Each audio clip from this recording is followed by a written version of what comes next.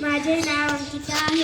आज मी आपणासमोर महात्मा फुले यांच्याविषयी बोलणार आहे. महात्मा फुले हे एक थोर समाजसुधारक होते.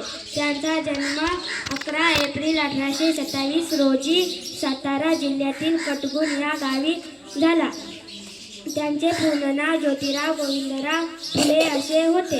त्या काळी मुलींनी शिक्षण घेणे पाप मानले जात होते. समाजातील ही स्थिती बदलायचा त्यांनी निर्णय घेतला.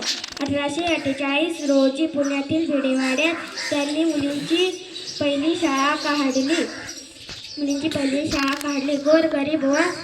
गोरगरीब दलित व अनाथांना न्याय मिळावा म्हणून त्यांनी सत्यशोधक समाजाची स्थापना केली. दुर्दैवाने 28 नोव्हेंबर 1890 रोजी अखेरचा श्वास घेतला.